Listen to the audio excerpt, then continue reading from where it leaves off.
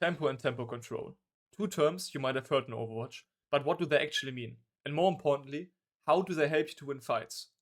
In this video, we'll break down what tempo really is, what influences it, and how you can use it to your advantage, no matter what rank you are. I'll go over examples from real game situations, explain why things like cooldowns, HP, map control, and even your comp's playstyle matter, and show you how all of this ties together into controlling the pace of the game. You don't need to be GM to understand this, just someone who wants to make better decisions and play smarter. So what is tempo? In Overwatch, tempo and tempo control describe the control of the pace, rhythm, and usage of resources in order to force the enemy to respond in your favor to win fights. The teams and players that have the tempo control decide how the fights will go, how fast or slow, and where and when. Tempo is not only aggression, it is control. Most people think about tempo control as in going first. But is this actually true? No, it isn't. Tempo can be set by a team engaging first, but also second. It depends on multiple factors, which I just listed earlier. Cooldowns and ults, HP advantage or disadvantage, map control and angles, pathing, effective range and the matchup, effectiveness of trades, spawn timers, and the team matchup in general. What comp do we play? What comp does the enemy play? And what is our effective playstyle? The deciding factor for whether you want to and can set tempo by engaging first or second is heavily relying on awareness, ult advantage or disadvantage, cooldown advantage or disadvantage, the setup, and how you are pathing, which will lead to you either being punishable or not. Important fundamental for this is baiting, and the way you path when you have a space disadvantage. I really recommend to watch the video from Capitology for this.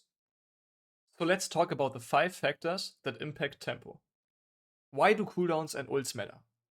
Cooldowns are resources which define how much value your hero can get and how aggressive or passive you can and have to play.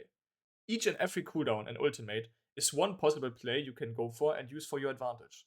Not having a certain CD will hinder you taking certain duels or make them much harder for you to win them because of a heavy disadvantage. Easiest way to show you what I mean is talking about the Tracer 1v1 on the flank. One Tracer has recall and 3 blinks, while the other one has 3 blinks but no recall. Who wins, or at least will have the higher chance of winning the angle for the team? The Tracer with recall. So cooldowns basically will define the aggression and probability of the fight to be a loss or win for you. We can also look at a team comp. For example, Winston, Freya, Tracer, Kiriko, and Lucio. If the Kree doesn't have TP and both teams engage, the Kiriko without the TP will die earlier and most likely cost the team the fight. Why does HP matter? Why is it a factor? When we talk about HP advantage or disadvantage, it should be the most basic thing that players understand. I hope so at least. Look at HP as a resource, as a criteria for where you can go, what you can do, and how you can position yourself. Again, I will give you an example. The best example would be Mauga vs Mauga. Mauga from Team 1 starts the fight with 575 HP, so no armor, and the Mauga from Team 2 has 500 HP. Assuming both Maugas just brainlessly shoot each other, who will die first when both hit the same amount of shots? It will be Mauga from the Team 1, right? Which had an advantage because of the HP advantage from 75 HP. This is why HP matter. The amount of your HP are also important for decisions about positioning and pathing because they are criteria for how fast you will die. Map control and angles. Map control and angles are also resources to use and abuse. These two things are resources deciding where to fight and how you can engage or disengage. To explain this, I will show you an example again. When we look at the setup from Team Red, we can identify spaces in which this team can engage and where not. The pink marked space is space where the red team can engage on. The yellow marked space is space where they can engage on, but it's not ideal because the Tracer, Ashe, and Winston will have to peek and engage more aggressive than wanted. And the blue marked space is space where the red team cannot engage on, because it's too far away with the current setup and they would have to invest too many resources to be able to cross the distance. And the black marked space is space where they can easily disengage. Range and matchup differences. Understanding in which range you want and need to play, and how certain matchups influence the way you can and should, is a very important part for the tempo control. Every hero in the game has a different range in which they can play, but it also can change depending on which hero the enemy plays. Let's look at it with 2 examples. In this example, we have Team Red playing the Ashe and Team Blue playing the Cass. The Cass wants to close the distance towards the Ashe because the Ashe will deal more damage to him on a medium to long distance than he can do to her. The Ashe, on the other hand, wants to keep rotating away from the Cass to obtain this advantage. In the second example, we have Team Red playing the Genji now, while Team Blue is still playing the Cass. The Cassina wants to rotate away from the Genji because he's stronger than the Genji playing medium to longer distance. The Genji wants to move towards the Cassidy to play for his advantage in the close distance. You will hear very often that a player is supposed to play fast or slow. But what does this actually mean? Fast usually means to play aggressive and more close range fights, for example a Ramatra Rush comp with Ram, Sojourn, Genji, Lucian, and Kiriko.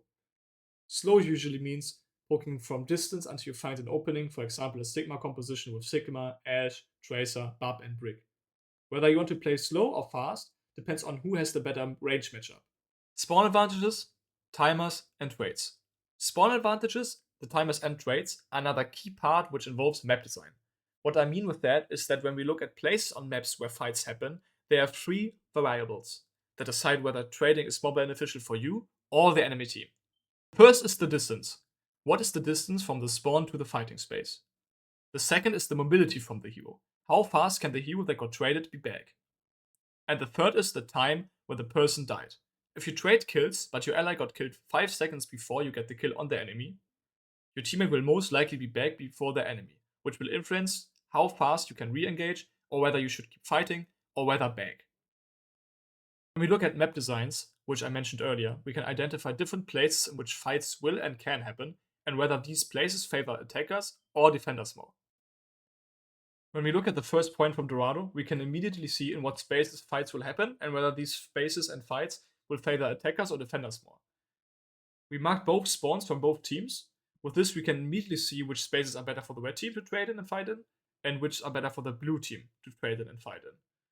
The spaces with the pink lines represent spaces with advantages for Team Red, and the blue for Team Blue. The black line represents the breakpoint of the map, where advantages flip. Teams will try to play for the advantages, which means that they will look to play more safe or more aggressive depending on where the fights will happen. Micro versus macro tempo. Tempo doesn't only exist on a comp level as you might have seen due to my examples of the Tracer 1v1 and Mauga 1v1. There are two layers of tempo. Macro tempo, which is the overall rhythm or the system of the team engagement, meaning when the team can engage, disengage, the rotations, ults, and win conditions. The micro tempo is the tempo that an individual player creates with off angles, cooldown advantages, and the war damage. It is created by the individual pressure.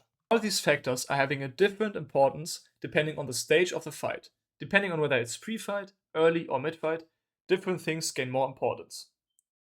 If it's pre and early fight, the cooldown and ult advantage, the effective range of your hero in comp versus the enemy hero in comp, map control and angles are more important. While in mid-fight, the HP advantages, spawn timers and advantages, and traits are more important. All these factors can be used as and will lead to an advantage or disadvantage. This video was too long for you to listen properly without any Subway Surfers gameplay. I have a few takeaways for you now. Tempo is the control of the where, when, and how fights will happen. Controlling tempo means understanding your advantages, individually and comp. Understanding of your resources, cooldowns, ults, HP, map control, range, and spawn advantage. Play in your effective range and with your comp's strength. Don't follow the enemy team's rhythm. Tempo and tempo setting is different depending on the comp you play and play against. If you like this video, please drop a like and leave a comment for what you would want to see in other videos.